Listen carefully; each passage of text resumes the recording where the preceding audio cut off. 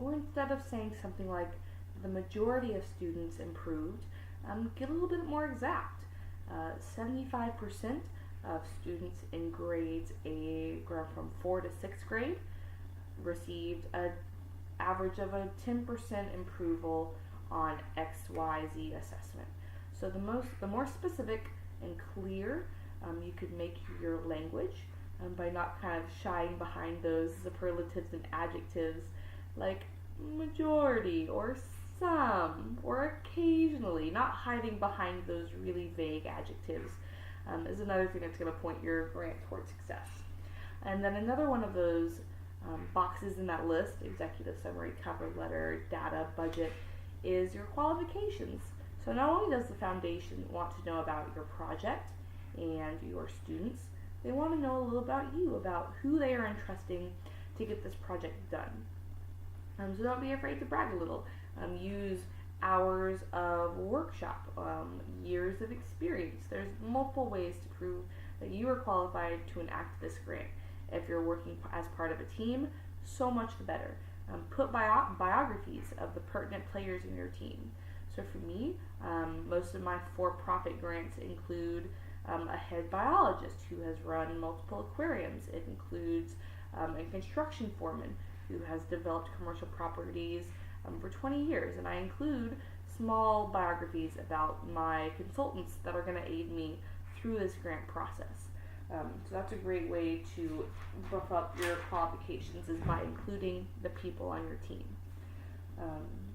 So once you have written your grant and read everything, we're going to point to that one again just so we catch on with how important that one is.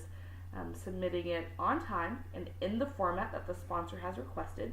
If they are requesting size 18.5 Comic Sans font, you're going to submit an 18.5 Comic Sans font.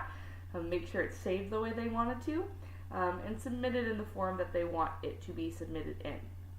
And that brings us, after we have the budget and the data, the budget. Real quick note on that, more specificity. I know we've already talked about being specific, but don't just say, I want $200 for flowers. You should know the species of the flower and who's providing those flowers for you, what company that you're going to buy them from. So the more specific you can get, and every single detail from salaries of your staff, if that's something that's allowed to be included in your grant, you're going to have to read everything to figure out if personnel budget is permitted. Make sure it's very specific. And that would bring us to the post-grant process. So a grant will always, inevitably, go one of two ways. Either you get a grant, or you don't. And if you don't, it's almost easier. If you don't, it means it's time to edit some more. So part of this read everything during the grant writing process is letting other people read everything you have written. The more peers' eyes you can get on your paper, the sharper that paper becomes and the better chances of success it has. And not just your peers, not people who are just professionals in your field and in what you're trying to do, but it's almost as important to get Rando Joe to read your report, to make sure that your language is simple and understandable to your sponsors who might not necessarily be in your field. So the same thing with the post-grant. If your grant was unsuccessful, revisit the editing process. And before that, ask why it was unsuccessful. A lot of grants, when that rejection notice comes in, it will come with bullet points that say what objectives your project failed and how it can be improved. So take those notes to heart. They wouldn't be there if they didn't mean something. So really looking through those notes, and if they're not included, you're very welcome to ask for them. That's in the Transparency Act. That's part of grants. You are allowed to ask why you were not selected so that you can improve for the next one. So during that editing process, make sure you don't only take your editor's reviews to heart, but also those grant readers, what they have said.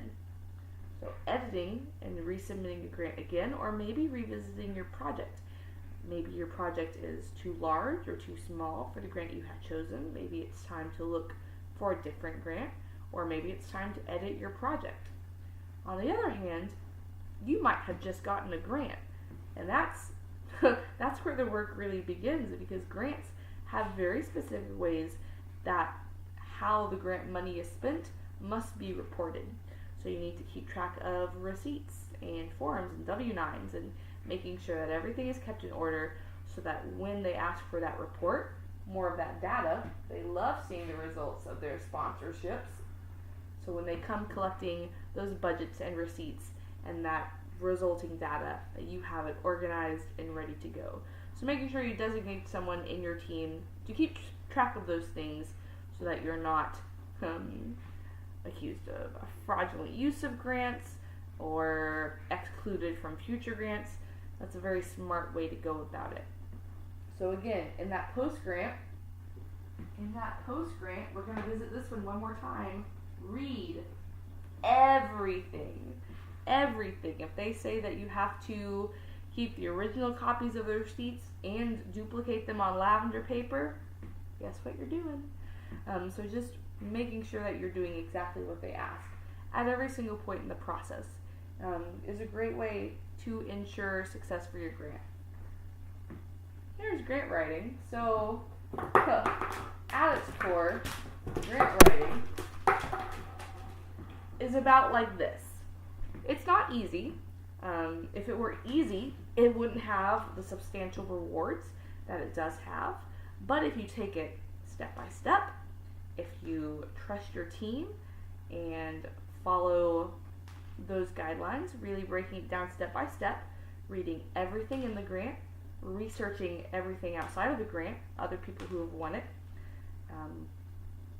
following what they've asked for within the grant, getting it edited by your peers, submitting it how they want it to be submitted, and making sure that your vision aligns with their vision by selecting a smart grant in the first place becomes a very manageable task.